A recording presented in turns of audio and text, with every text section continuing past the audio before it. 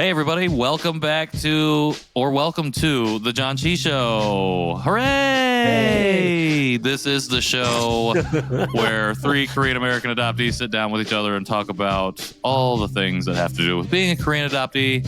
And they do that while celebrating. I don't know what the heck I'm saying. This is a terrible intro. I'm going to start over. You're listening to the Janchi Show, hosted by three Korean American adoptees diving headfirst into what it means to be adopted, Korean American, and more. And now, here's your hosts, Nathan, Patrick, and KJ. Hello, everybody. Welcome to the Janchi Show. It is me, KJ. This time, actually, for real, accompanied by Nathan and Patrick for a solo episode. Fellas, how you doing? Just like that. That's exactly how I feel. I'm doing. I was going to say the exact same thing. Yeah. Even though it sounds in my voice like I don't feel that way, it is how I feel. Those children celebrating were real high energy, and neither of you are that high energy. Oh, tired. Well, not gonna lie, I'm tired. A little bit late, but it's fine. I would say I'm a little jet lagged. I just got back last night at 12:30. Got back from where? So from Hawaii. But before we get into that, let's talk about the Janchi Show. All right, well, talk about it then. Yeah, what are we doing here? What are we doing? Who are we? Why is this being recorded? We are a podcast I did not consent. with Korean adoptees spread out across the country. I know. Yeah, we are talking about our adoption stories, our heritage, shared experiences, talking to guests, eating food, sharing fun stories, and sometimes not so fun stories. Just depends on the day. Did you say just depends on the day? Yeah, on how life goes. True. I guess it's life. Is true. That right? is true. I mean, we are just sharing our lives, and days of our lives. Yeah. And Janchi means feast, celebrate. We feast or celebrate, I guess. We are, which actually I tried to ask my biological family about that when I told them. And sure enough, when I said Janchi, the first thing they said was Dol Janchi. And I was like, well, no, but yes. So, and then what they say to that? That was it. They looked it up. They looked it up on their phones and found it, and then bookmarked it. And of course, we'll maybe try to listen to it, but yeah. But their English isn't good, so yeah, it'd be like me listening to the Korean radio. It'd be like, I mean, I hear words, I guess, but I don't know what's being said. I hear you. I hear someone speaking, but I don't know what is happening. The music is good. Yeah. So for those of you who are maybe confused about what we're talking about, I just got back from Hawaii meeting up with my biological brother and his family. So like 24 hours ago, right? Last night. Yeah, I just got back. Yeah, so I am still on Hawaii time, but yeah, I was just there for 3 days, so it was really. Oh, you're only there for 3 days? I thought you were there for longer. No, I was 3 days. I mean, 4 nights, 3 days, I guess, but it was pretty quick. I mean, I didn't even see him the first day because when we arrived, we were totally jet lagged. Because of the long day, and we got there like 3:30 or something like that, and so we quickly went out for dinner because we hadn't had any food, and then had a shaved ice because that's what I promised Grayson, my son. Okay, I was going to say, who is this we that you went on the trip? So with? I only went on the trip with my middle child, 5-year-old Grayson. And I promised him a Hawaiian shaved ice for being so good on the airplane. And so that's what we got after dinner. And then I would say within 30 minutes after that, he crashed and went to sleep. So nice. Yeah. Good job, Grayson. And then 10 minutes after that, you were out. I was pretty out. And so, yeah, the pattern was that because of the jet lag, we fell asleep most nights around 6 to 7 p.m. So, and then woke up at 5 a.m. in the morning. Well, how was your brother?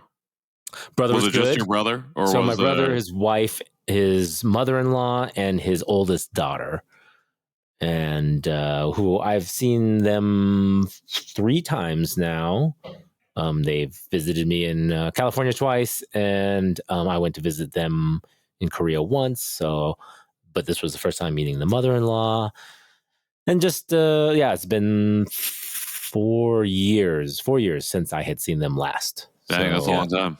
Yeah, I mean, it's the pandemic. It's, hard to get to Korea, hard for Koreans to get here. So, but yeah, it was good to see them, and they seem very well, and just it was just exciting to get together again. What's that initial, like, you see each other? What's that when you first see each other? Is it like you run up and hug and high five, or is it just like, hey, like you're just like, hey, I see you?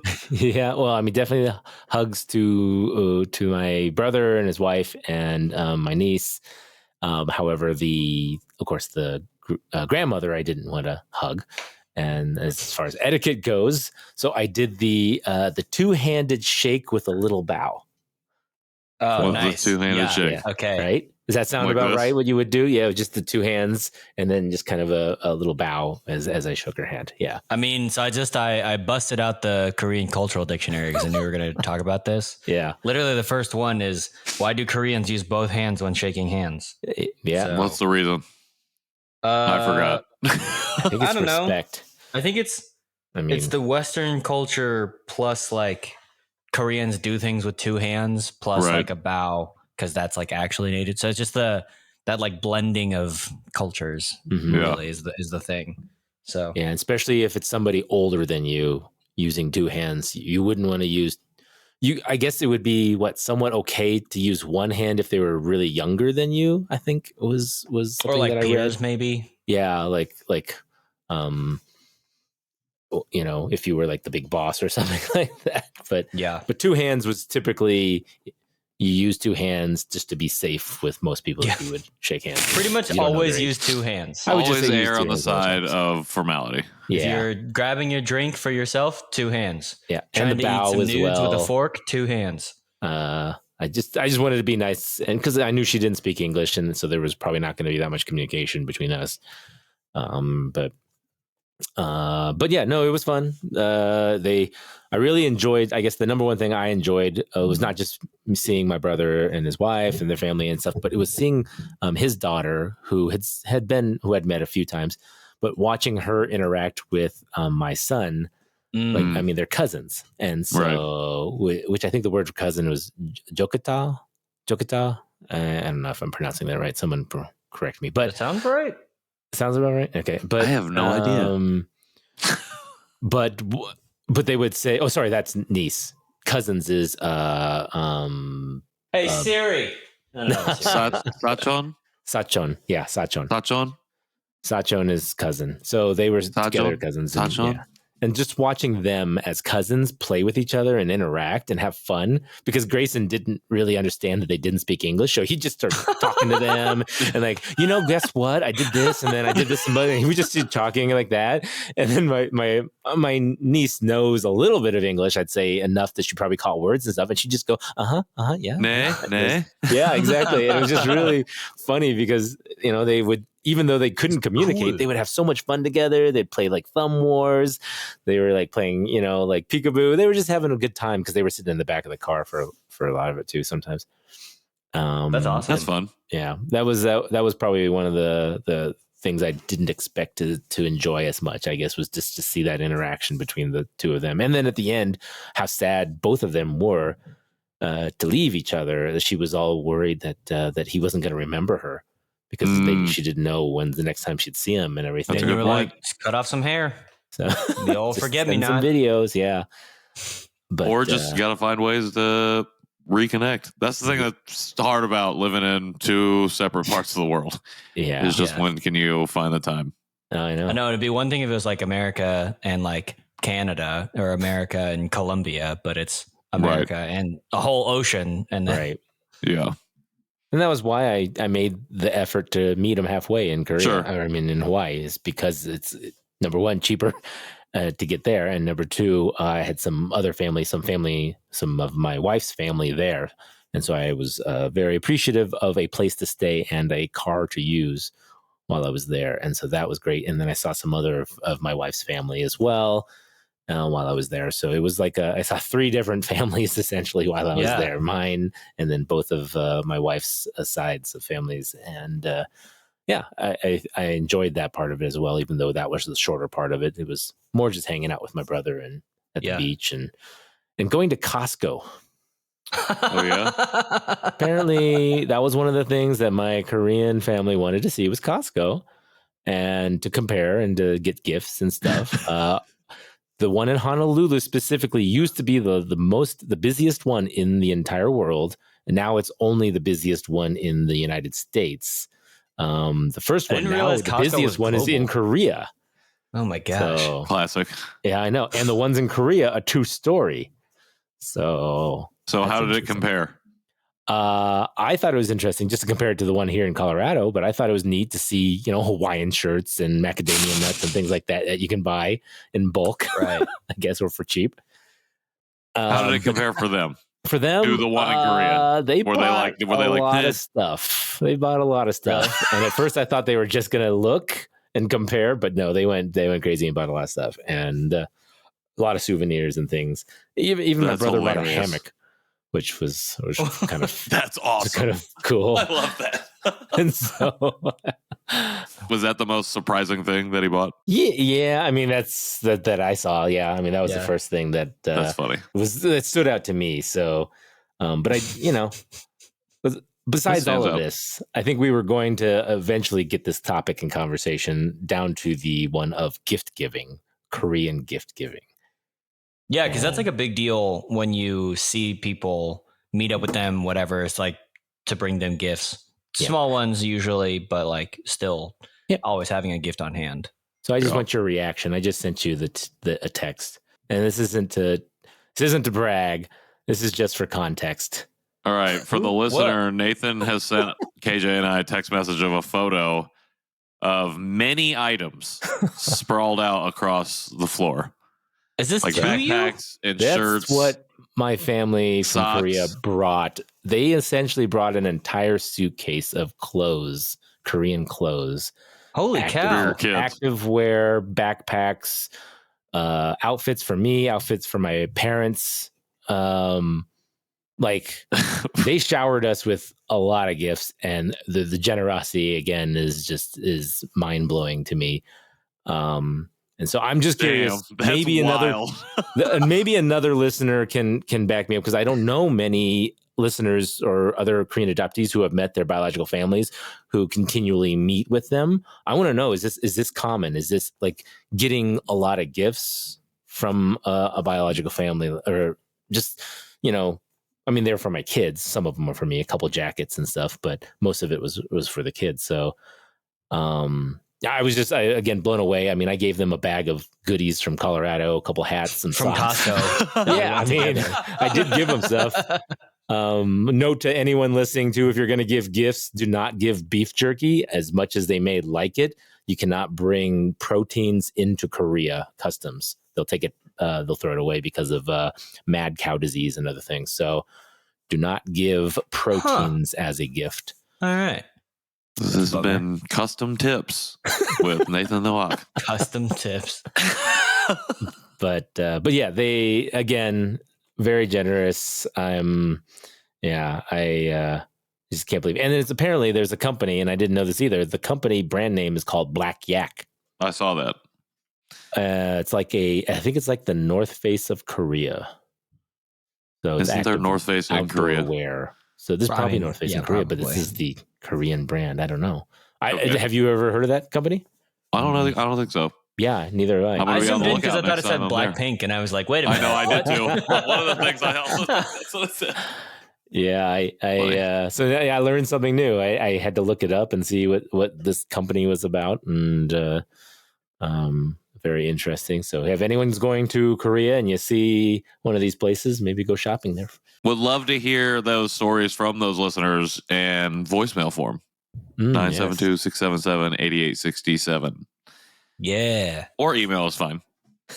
Or email is fine. Or leave a rating. Leave us a rating. But just your 5-star rating is just leave us a voice distorted voicemail. Oh gosh. All right.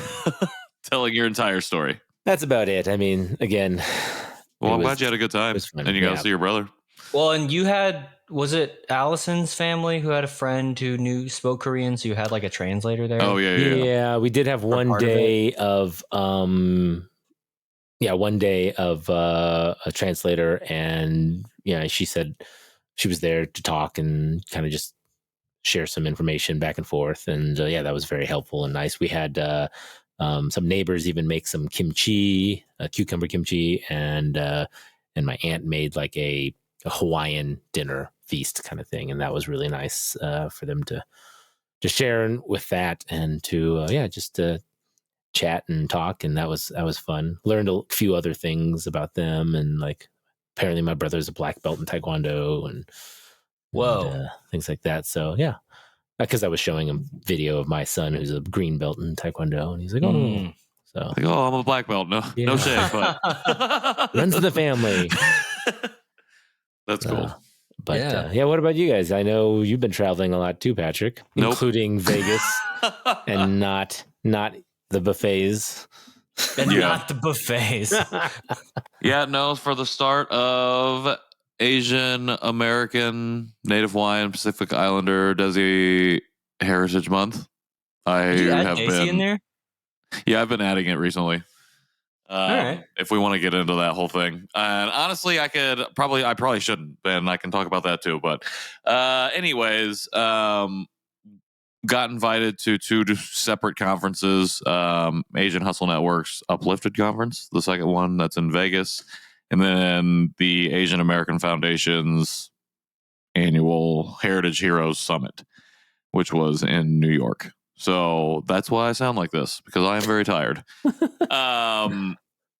It was really great to be in spaces with so many Asian American like leaders and entrepreneurs and people that are just doing wild stuff. Is really like inspirational, motivational. It's really powerful to be in that space together, and to be able to actually like meet some of these people and have these conversations as like my own person and not going on behalf of another thing was also interesting. Like, this is the first time that I've been at some of these events, not with somebody else or part of another show or something like that.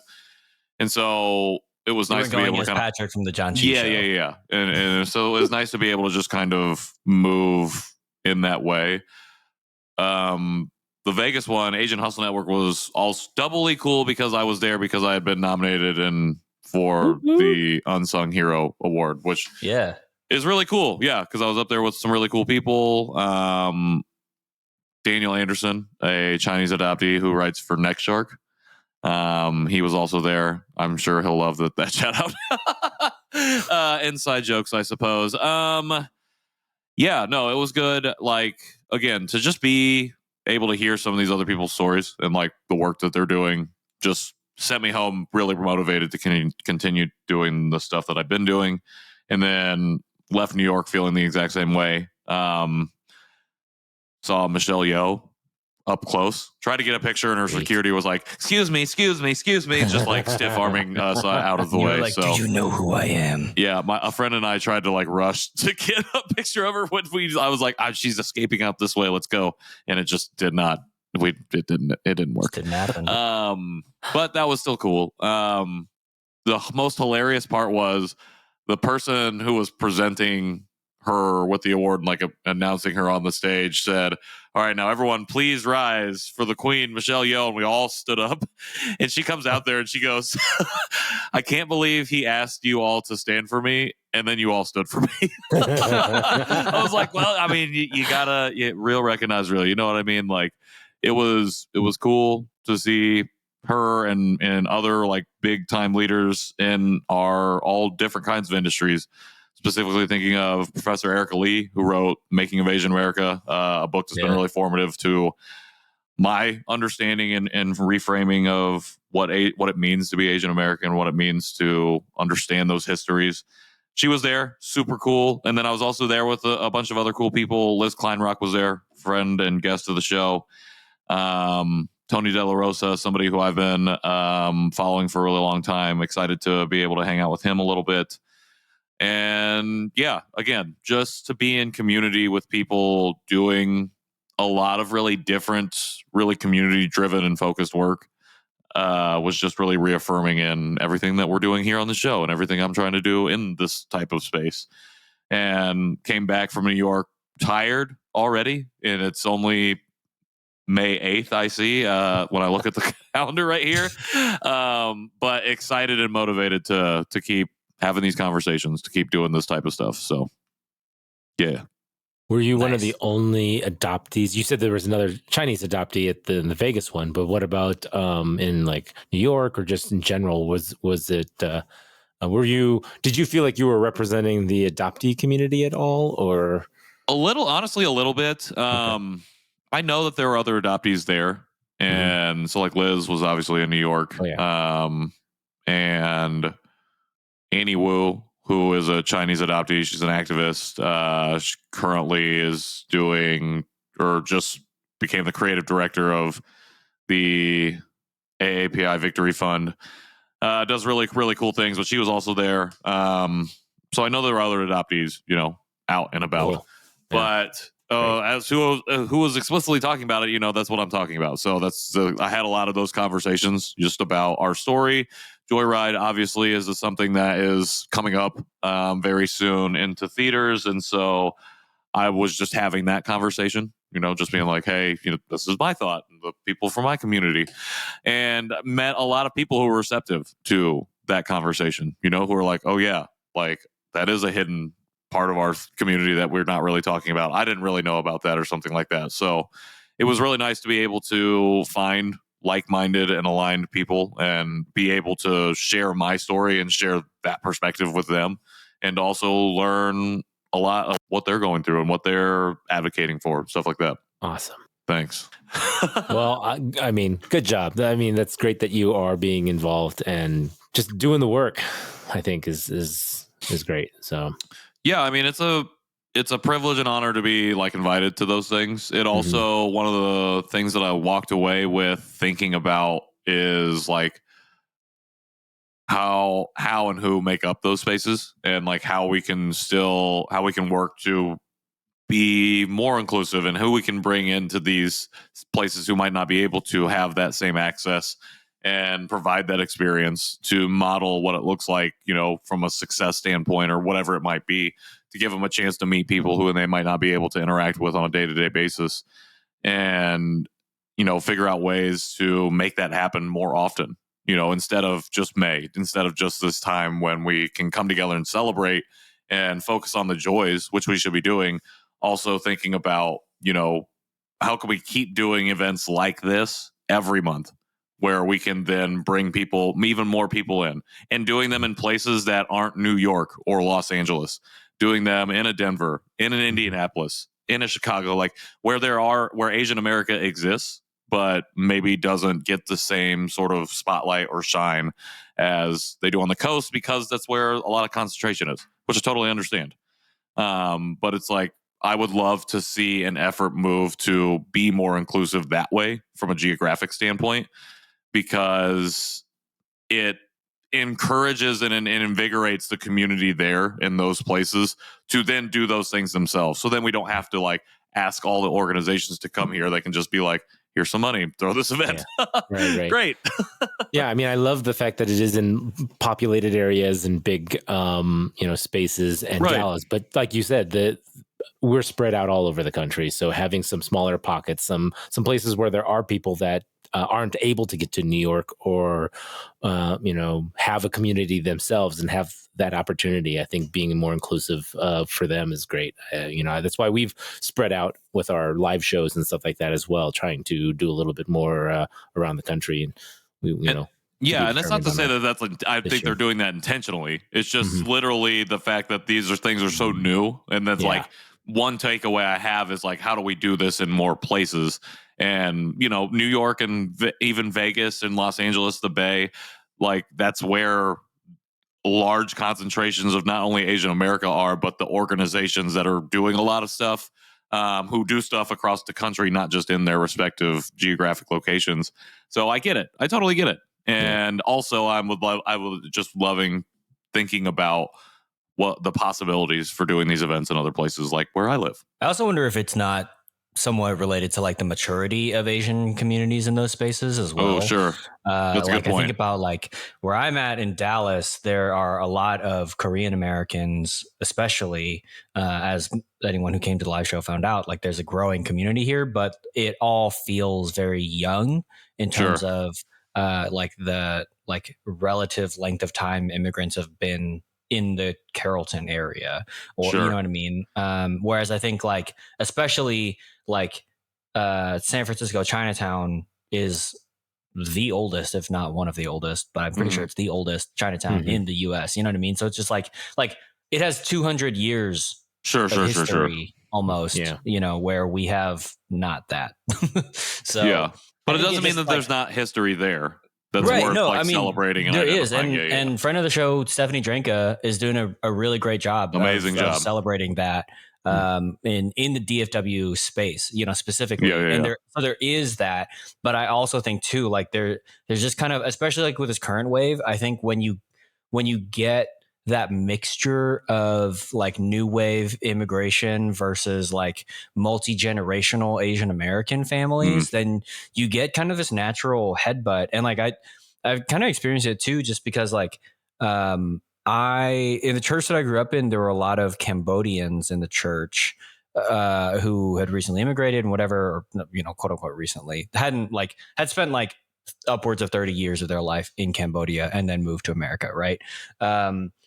And it was just like from my perspective, a lot of those Cambodians were doing their best to assimilate and survive and just make it after surviving genocide. Totally understandable. But going back, I'm like, but I don't need to be in that space. I would rather be figuring out what it means to be Asian American and doing, you know, all these other things. Right. And there's also like, I think especially with East Asian and like Korean culture specifically, there's this weird like secondary super religious aspect of Asian American culture that I think can then be off-putting if you like are trying to connect with like typically Asian American groups are more liberal and are like leaning towards certain, you know, like, so it's just like I think the ideals are at odds with each other, and it is hard. And the more towards the Midwest you go, the more you come up against that feeling of either it's more immigrants or there's more like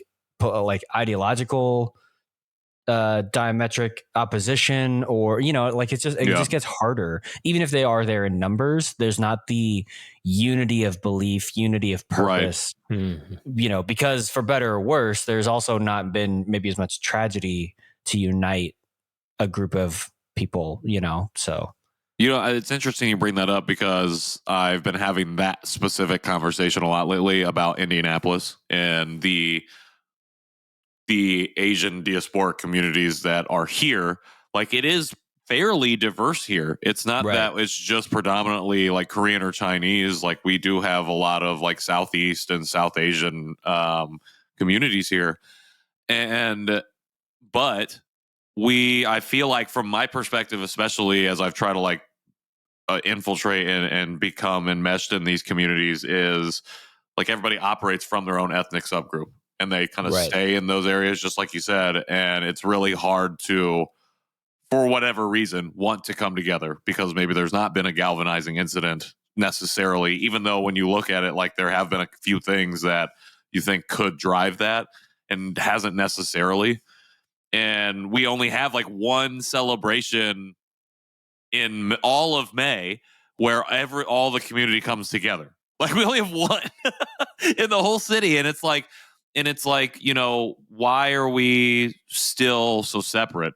And because maybe we don't have that foundational history, you know, it's young, it's short on that backing or foundation or whatever. But also it's like, how do we bridge those things? Because if we were able to do that, you know, we can amass a little bit more of that political Asian American voice, power, whatever you have in our community specifically, and do other great things, whatever those might be.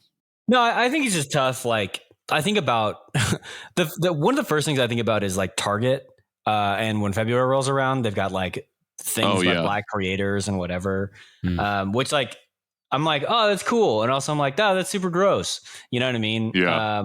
But like, May as like an Asian American Pacific Islandy month is still really new to the public conscience. And so even while like the rhythm of like, oh, this ethnic group is celebrating their month right now might be familiar to broadly Americans, like it's not the same, you know? And so it is, I think like for both parties, for like the non-Asians thinking about like the Asian ethnic month basically, versus like even like Asian communities who are like, oh, so do we do stuff now? You know what I mean? Like I think that even that is just like it's a new rhythm for everyone, even while it's like a familiar rhythm that's maybe been more established, you know, like because I mean, yeah, like I spent the better part of 20 years of my life not knowing about it, even though it had been in existence, you know. So I mean, it's like a geographically from a central time zone perspective, like, you know, they're just like, I don't know. So. Sure. Well, we also find ourselves right now in a culture of wanting to be mindful and not erase other identities and communities. And so, and then that butts up against this really general viewpoint of what Asian America is, or what it means to be Asian, which is to be it's like East Asian. Finding that monolith versus unity balance. But even within that community, we can perpetuate that by not being willing to, by wanting to default to Asian America and not being willing to name like the Native Hawaiianers, the Pacific Islanders, why I mentioned Desi in the beginning, because it feels like when I hear other folks talk about it, especially Pacifica folks, like talk about what this month is, it's not a month of celebration. Really, it's a month about how do we combat erasure, which is also every day of the year. Yeah, you know, because it's just like, no, but you put Pacific Islander in your stuff in the heading of the month itself, but you rarely see Pacifica culture and community represented in the celebrations and the things that they talk about. And so one of the things so here's the other flip side of that, because I've been trying to not perpetuate the erasure, but also be mindful of naming what it is that I do. And so on my other show, I had Liz Kleinrock on, and she talked about there being power in being able to name what it is that you're talking about. And so if you're, for example, a Korean adoptee and you only advocate for Korean adoptees, say that. Don't say I advocate for all Asian adoptees or even all adoptees generally, when your work does not reflect that, when your language, what you're doing doesn't reflect that. And so I don't also want to be doing that because I don't feature necessarily or talk about or even know about enough of other cultures, specifically Pacifica, Native Hawaiian, or Desi American culture. And so like, I think we talked about it a few episodes ago, being proactive in that knowledge. And again, like the making of Asian America, like taking in, learning as much as I can about some of these other groups that make up the Asian diaspora is important. And also thinking about, so that way when I do name stuff, I feel I don't want to say comfortable, but feel like I know what I'm coming from a place of knowledge. Like when I'm able to name a group and say, oh yeah, I do celebrate this because, you know, I want to also make sure I'm uplifting and actually celebrating and knowing about other cultures as well. I hope that all made sense. I feel like I just rambled for a second. I think you and I mean, us in general, and those that are looking to make a difference are more open to including others because of not being included in the past, I guess. Sure. So how do we get the ones that are not including others to change? How do you think this month and having a month for this community is helpful to the ones that maybe are not even caring that it's just another month of a celebration month for Asians or Black History Month or any of those things? Like, how do we get to them? So, I mean, it's a lot, and I think I have two Take answers. A nap first. Two answers from two previous Maybe you guests. heard something during this last, these last travels and stuff. Well, actually. So from my other podcast, actually, sorry, I keep talking about my other podcast on our podcast. That's fine. But sorry, I'm going to keep talking about it because I've also had two guests on who have been on this show, and I'm actually going to reference both of those guests and something that each of them shared. How dare from you? before or from my other show. The first being going back to Liz Kleinrock. You have to start with like understanding like your underlying why. Why are you coming to this work? Why are you not wanting to be inclusive or including of other people's, wanting to understand those cultures? Like, where is that coming from? So like understanding that root, like you have to get at that. And even that takes a lot to get somebody to want to even participate in. So I don't know, there's plenty of different things I think that factor into that, but I think understanding that root why of why you feel this way, why you've come to this kind of mindset or whatever it might be, understanding that is like the place that you have to start. And then to reference the other guest, Rick Allen, when I had him on my show, he said something that has just really just continued to ring in my brain. He said, to continue is to normalize. And so in order for those people to start to get it, like we have to continue having these conversations beyond May. And we have to continue talking about and deconstructing what it means to be Asian American and continue to show as many diverse stories and as many experiences of the Pan-Asian diaspora as possible, which is almost infinite. So it's nearly impossible to do, which means we can always be pushing further to make sure that we are covering more identities, to cover more lived experiences, whatever that looks like. There's tons of forms. It's podcasting, whether it's TV, documentaries, feature films, whatever it looks like, books, comic books. There's all kinds of ways that we can do it. And we have to continue to do that in order to normalize what that looks like. And when we normalize seeing all different types of people on screens, on pages, in our ears, looking at and being exposed to these different cultures, it normalizes what that means, not just to be Asian American or just to be American, but to be a person, to be a human being. And from that place, hopefully we've addressed the why, that underlying why, and we know, okay, this is where this is coming from. It's because we've only seen one way of what we're supposed to think of these people or this group as for a long time, a stereotypical way, a way that's been harmful. And we are moving beyond that because we've seen so many people on screen, on stage, wherever it is. And we're like, okay, yeah, that is like, okay, that's just a person. It's just another person who comes from a different place and culture and does cool stuff. And I like them. So I think that would be my response to what do we do? I think I don't know, it's a lot, but it's like there's two things I think that we can actively work on now. I think it's also like, for me, it's like, what are you trying to do? Sure. My Christian upbringing tells me that, only God can change a man's heart. But I think that there's a lot of truth in that. Like, it's not on us to change anyone. Sure. Because we can't. And so I think there is a family member of mine who every fourth interaction I have with this person, I get angry, roll my eyes, feel like hurt. But like, this person and I have a great history.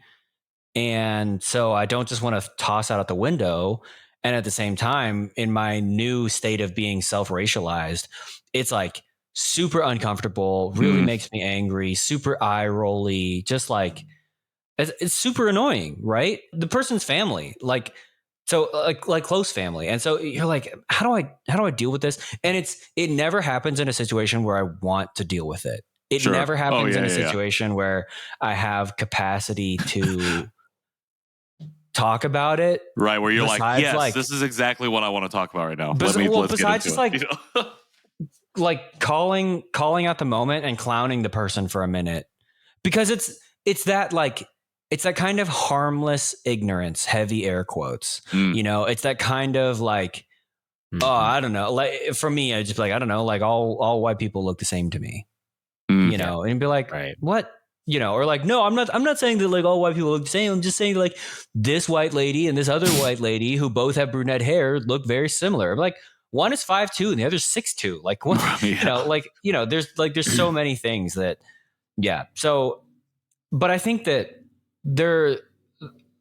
if you want to be strategic, I know, I go back to Stephanie's thing about being resonant, and I assume that it's honestly Liz's ideas just floating around my brain about specificity and being specific. But if you want to be like specific and you want to like be resonant and you are just a person trying to live their life, then I think like if you just whenever you think about it, well, A, don't put pressure on May.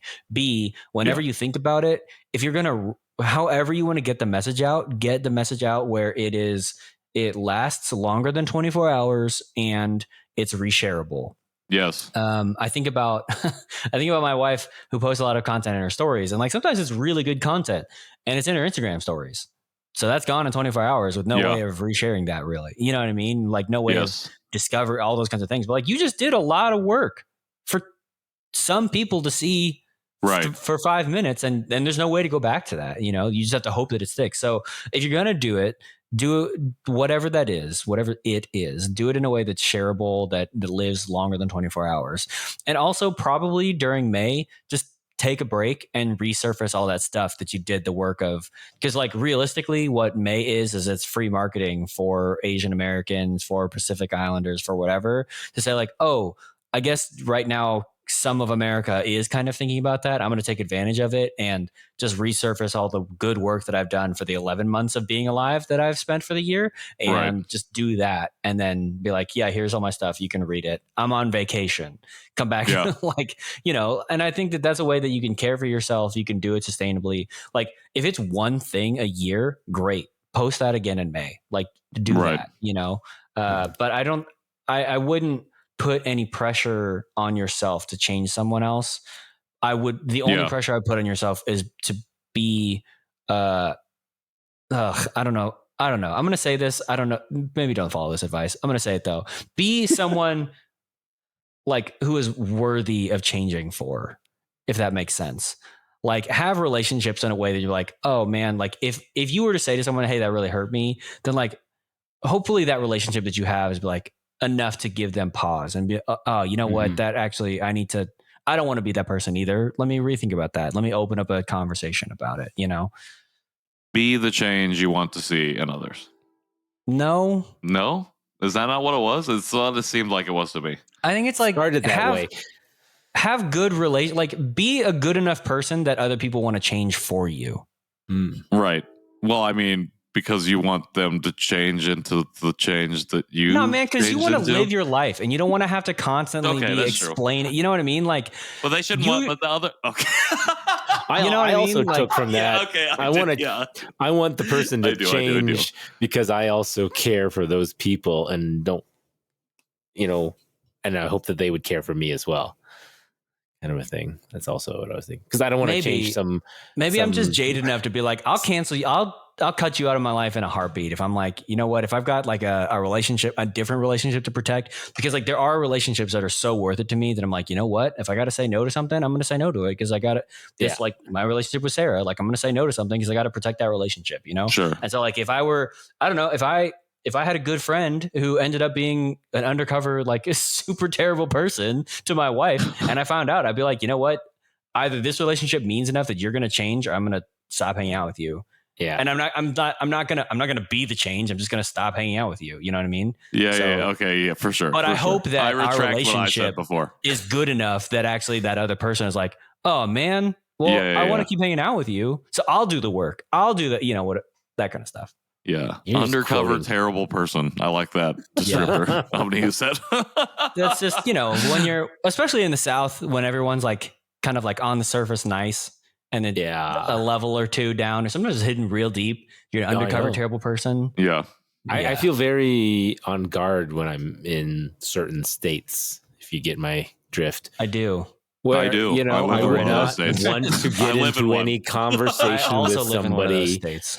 on those topics, unless like even just like on the plane from Hawaii, I'm sitting there talking to a guy and he goes into all kinds of, he's from Austin, Texas, and he, you know, he's chatting away about stuff, and I didn't want to get into anything. He starts randomly talking about money and retirement and how you know, I'm like, great, you know, and then he throws out, and my wife is Taiwanese. Ugh. And it was just like, I don't know, it just felt very random. But at the same time, it felt like he was just trying to connect. And then you were like, "Oh, my parents are white. Do you know them?" No, I didn't want to say that. You're like, what do you mean? I don't know. Like, don't all white people know each other? America's not that big. This is my first time. But yeah, I mean, and then, of course, after he said that, I had all kinds of like prejudgments too. But but so I don't know. I try to like be cautious with conversation and strangers and stuff. You're with your son too, like you're with your kid, Sure. like you got other people to think about, and it does become a matter of safety. When I was on the flight back from Vegas, this probably wasn't a safety measure or issue for me, but I was sitting in front of some ladies and they were talking, and I overheard them talking about Everything Everywhere All at Once. And she was like describing it, and she was like, "Yeah, I tried to watch it, and I just couldn't really get into it." She's like, "It's like the sci-fi fantasy thing with all the Koreans in it." And I was like, "What the fuck?" I was so caught off guard. And then she just like went on to like kind of slowly bash the film more, and I was so mad because it was just like rooted in complete ignorance. So she had no understanding of the film whatsoever. Mm-hmm. And she's just like, "It was awful." And she just kept saying all these terrible things about it. And I just wanted to turn around and just like, be like, "Lady, you have no idea what you're talking. The first thing about the movie." Like, she just said you were like everything in that it. You're talking about. I was in that.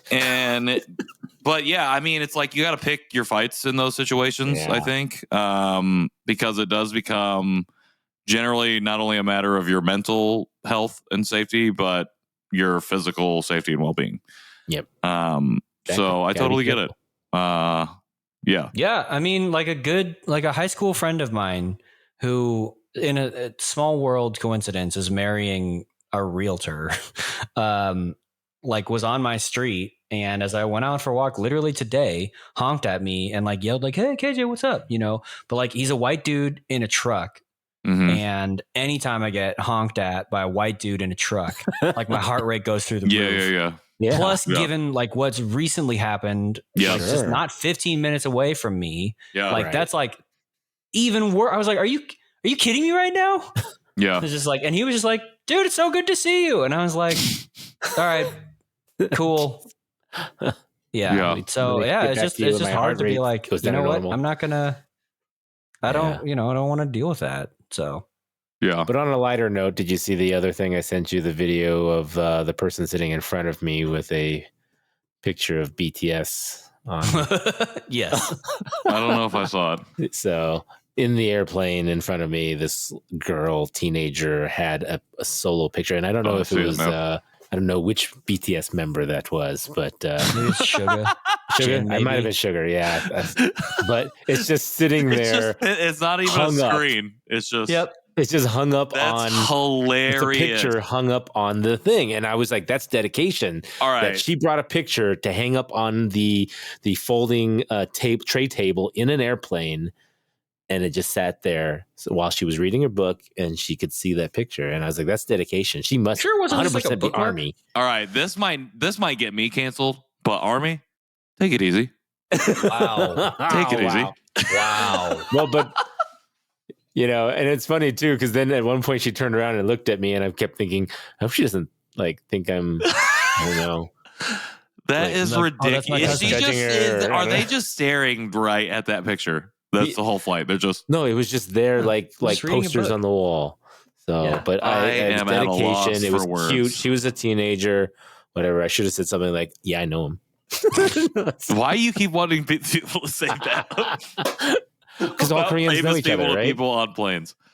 We're all famous Koreans. Sheesh. Hilarious. All right. Well, this conversation that we were talking, and then we paused for a really long time. And I was like, okay, did we just die? And then we had a really excellent conversation. So thank you for that. Getting back in the swing of things. Yeah. Did make me hungry, though. Are we going to eat a snack? True. We got new snacks. Yeah. We got a couple. You were about to say something. Snacks. I'll say it during the snack. You'll say it during the snack? Yep. All right. Well, when we come right back, Nathan will say something for our snack. It almost rhymed. Yeah, that was bad. That was a bad transition.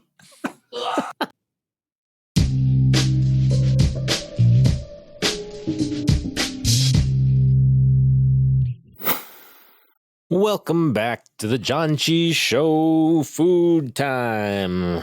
Food time. Wow, that was unplanned. That was great. That was awesome. Unplanned. All right. Today's snack is by Jellico, and it is 100% fruit juice. It says it is a fruit jelly snack, and they look like they remind me of Gushers, right? I'm here for that. Yeah, it's got a little fruit thing with fruit juice on the inside. There's a little green apple, pineapple, strawberry, grape. So all I can see is that it is, not expired. Not expired. It is. That's all I can see. As new listeners, you'll know if you go back and listen. We have to check. 40 calories per 8 jellies. Unlike the other jelly we had, it is not packed with vitamin D, C, or any of those other things. A strong jelly smell. Sweeter than my multivitamins, I'll tell you that much. I just whatever that one jelly that we had that had all the vitamins in it was like weird. Oh goodness, yeah, I don't like the smell. It tastes pretty good though. Like really chewy though. Oh man, a little rubbery. This is the first gummy I've had in a long time that's not a multivitamin. It's very gummy. That's a gummy. It's like that's a gummy. You know how like a gummy bear when fresh is nice and soft. Yeah, this is the opposite of that. This is hard and stale. This is like an old gummy bear that's been sitting. Are we sure that these are not from 2011? No, I mean they're not expired. It's just the concentration of collagen. I guess I don't know. Yeah, so this is Hudeje jelly. I don't know what Hudeje means. Fruit jelly. Sa kaji mat. I don't know what that means either. Everything on the front just says fruit and jelly. Fruit juice inside. Chipi kada. I don't know. I mean, flavor's not bad. It's just kind of hard. You know, listening to you read the Korean did remind me of when I was in K-Town in New York and felt really stupid because I didn't know the language. I haven't felt that way in a long time. And I was like, that reminds me. I got my hair cut recently, and the lady who cut my hair, she was like, "Oh, are you Chinese?" I think she was fishing. And she was like, "Are you Chinese?" I was like, "No, I'm Korean." She's like, "Oh, you're Korean. Interesting." And I was like, "No, it's not like that." You know. But she was like, "Oh, do you speak any Korean?" I was like, "I mean, I speak like a little, but whatever." She's like, "No, my English isn't very good." Blah blah blah. I mean, it was like fine enough for a haircut, I guess. I don't know. Right. I don't know about her day to day, but and she was like, "Oh yeah, okay. Here's when I work. Come back, see me, practice your Korean, blah blah blah." And I was like, "Dang, it's cool."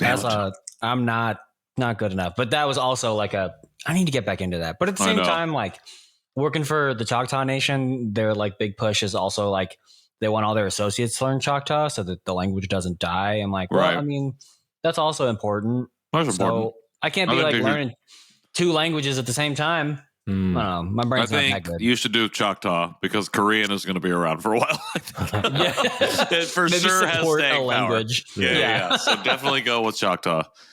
So speaking of Korean language, I did use a few more words when I was with my family. Also recognized a few more words with my family. Yeah, definitely young. You know, Sachon, Samchon, you know, things that I learned the basics of the family relationships and stuff like that. Omni, you know, just that stuff. You know how to say please? Please? No. And I also don't know how to say you're welcome because every time somebody says thank you to me, I'm like, how do I say you're welcome? Or do they even say it? Well, okay, so please is 제발. Yeah. Oh, I don't know why you would need that, but that's I assume that it works in multiple formalities. So the way to say you're welcome, the way that I say it, if it applies, is like, oh, don't worry about it, which is like 괜찮아 or 괜찮아요, which like 괜찮아요 you would probably say to your brother. Okay. Or I don't even know what the more formal conjugation, but it's like, don't worry about it. No worries. Okay. Like, but it's not like an official, like you're welcome. Right. Because I don't know that exists. Hmm. So if in a more casual situation, then you'd be like, oh yeah, don't worry about it. Then like 괜찮아요, 괜찮아. Yeah. Okay. But there was multiple times when we were all together, like we hiked up Diamond Head while we were there. We also did some other little walks around with, just shopping and other things like that. But there was a few moments where the term haja came in very handy, like if we were getting ready to go somewhere. Like, I was like, 가자! "Haja!" And so, and it was just funny to use it like it was, no Like it was big meant deal. to be used. Just using it how I would use it. And every once in a while I'd say something and they would, I don't know, they would smile, I think. I think they just liked that I would use it every once in a while, even, Yeah. I think they So- appreciate the attempt at the language for Yeah. sure. Right. Yeah. I definitely always was, saying kamsamnida tons of times because they were just so generous as well. But I tried to get my son to say it a couple of times and he would just say, oh, no, I don't want to say it. And I was like, I know you know how to say it. And so He's just feeling shy. yeah, he was. Yeah. But Well, while we've been talking about this, I ate all of these. oh my gosh. They're pretty edible. They're I was pretty just like, good. I need to. The I need taste to is calm good. down, It's but just they're- the firmness that you got to get used to. You just I gotta don't- chomp through them. I don't mind it personally. I don't I mind like it the at fries. all. Okay. While we're on moving the back light, go ahead. you're going back. No, you go ahead. I I'll was say going back to mine later. the gift giving part that we had talked okay. about in the earlier thing. I was going to say thank you, Patrick, for my Lego flowers. Yeah. I got home from Patrick Hawaii finally and gave I his had gift. a box of Lego flowers from Patrick, All right. courtesy of Christmas 2022. Can I give you the? All right, I'm going to give Yeah, you I need a the backstory to backstory. this. Okay, so Why are you giving me flowers, bro? about a year and a half ago, I think you mentioned something about Legos on the show, and my mom's like, "You should get Nathan some Legos and send them to him." And then she goes, "Do you want me to get them for him and give them to you, and then you can send them?" And I was like, "No, I'll get them at some point and send them to him." And so that went on for about a year and a half. And then the other day, my mom was like at a store and she saw that. She goes, "Hey, do you think Nathan would like this?" And I was like, and then I was like, maybe. And she was like, "Well, if I get it, will you send it to him?"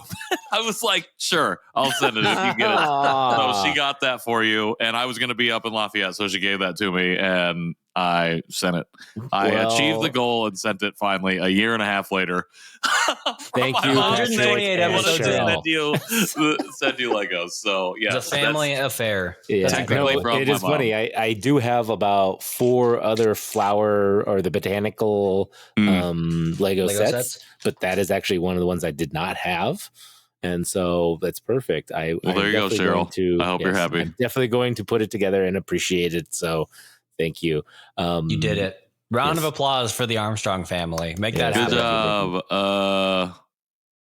But so going I to don't have the round of applause. going back to the etiquette of gift giving, I read too that if somebody gives you a gift that is wrapped, you're not supposed to open it in front of them. Yes. Oh, interesting. So yeah, I thought that was interesting because I felt like that's opposite of how we do it in the US. Like if someone 100%. gives it to Yeah, you, the wrapping you open exists to be torn Yes. it. apart. Yeah, you open it to like appreciate what they've given you in front of them, and and so. But yeah, apparently, if they give you a gift that's wrapped, you're not supposed to open it until you're not next to them or in front of them. So just a note again, anyone going to Korea this year? I like that. Yep. On the note about gifts, I did want to mention that being in Vegas and New York for these conferences, I did talk about the show a lot. And I mentioned how we had just released our 127th episode, 126th and then 127th in consecutive weeks when I was there. And I felt very proud of being able to say that. And a lot of people were shocked that we had released so many episodes. But this show has been a gift, and I think every time I sit down and I'm able to have this conversation, it's very nice. So it was keeps on giving. yeah, 괜찮아. just 100 yeah. 128, 괜찮아요. 128. Yeah, just don't even worry about it, bro. Okay, So I'm just excited that we're going to be able to surpass the Asian Americans now that that's going to be Ooh. sunset. I didn't think Spoiler the alert. day would come, but I was like, ooh, yeah.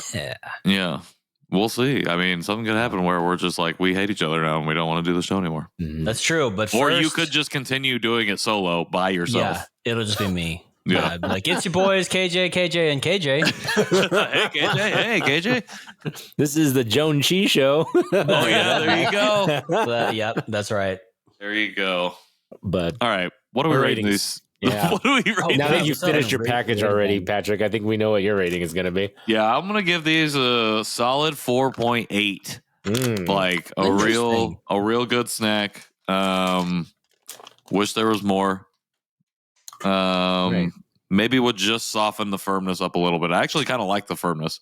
Like it almost seems like it should be too firm, but I don't think it is. But it actually is just a little bit. It's a firm initial bite, but then it's like a pleasant chewiness after. Agree. That. Yes, that's a great way to describe it. 4.8. Oh, Okay, right. 4.8. Give it a 4. I really like them. I think they're solid flavor. I don't know how they compare to like the more like an American gummy, probably the same, but I just can't eat that much. Like I feel my stomach being like, "Hey, you should stop." Otherwise, I wish my stomach had that. So you just gotta listen, bro. Gotta listen to your tummy.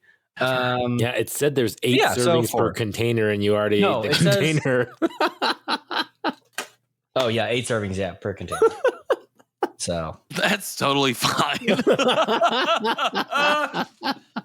I mean, it's only 320 calories. It's only 320, but still. Yeah. So yeah, 4 from me. Pretty good, but I can't. It's like it's a lot of sweetness, but I just get that way with gummies generally. It is a lot of sweetness. But I think as a gummy, it's really good, and I don't even like gummies that much. So, well, having kids and having a lot of gummies in the house, I am comparing it to those gummies. And which gummies? Like name names. Like Annie's gummies, Welch's gummies. Okay. Okay. Yeah, that helps.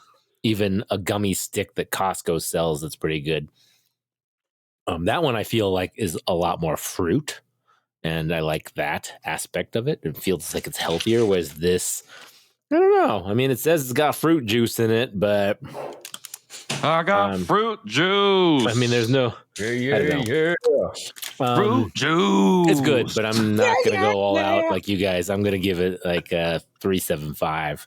All right, a little bit above, right down the middle. Yeah. So, and here's one of the reasons too. It's supposed to be like gushers because on the front it shows like this gushing liquid coming out of it, right?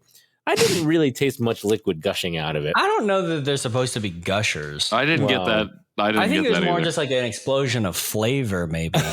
Sarah thinks they're too sweet. What would you rate them out of 5? That's what Nathan said. Come on the mic. A 3. 3. A 3. A 3. It says 3. Dang. Voice of the show, Sarah Relke says 3. Like gummy vitamins. How many vitamins? Nobody cares. No, 0. 0% vitamins. There's 1 gram of protein.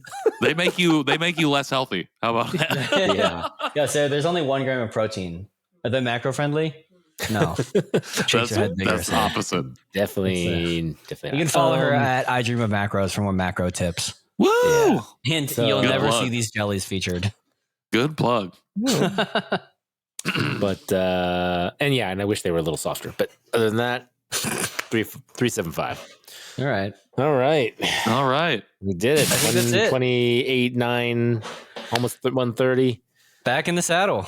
Yeah. Patrick is cracking himself up, getting a little slap happy. Did you It's hear late in us his time get zone. 3 all rights in a row right there? That was so much fun. I can't wait to hear that back. Yeah, Matthew McConaughey would be proud. That was great. Yeah, if you want to continue listening to the show for whatever reason, you can follow us along on all the social medias at Janchi Show. As I said before, we would love to hear your lovely, lovely voices. So you can leave us a voicemail at 972-677-8867. Son. Boy. You can also drop that non-voice or that voiceless message to us text-based via email communication. at text-based communication to janchishow@gmail.com. You can also go to janchishow.com and find all the different ways to support us, find all the different ways that you can listen to the show. We have merch. We have other stuff. It's a good old time over there. You can also go on Facebook and go to Janchi Show After Party and hang out with us or hang out with Nathan after the party, a.k.a. after these episodes air. So that is all, I think. If you want to find me, you can do that at Patrick in the World. Want to find me? I'm @NoWalk on Instagram. And I am at KJ Relke, wherever I want to be found on the internet. Maybe Big Sky if I ever get an invite. Maybe not. Who knows? You need an invite for that, and I don't even know what it is. I don't know. It's one of those new Twitter up and comers. I've been seeing a few of them. Any that you've jumped on yet? That you've had to jump on for your job? No, this one's interesting. So follow me at Janchi Show for more tech talk with KJ. All right. Until next Wednesday. Janchi. Hey, yo.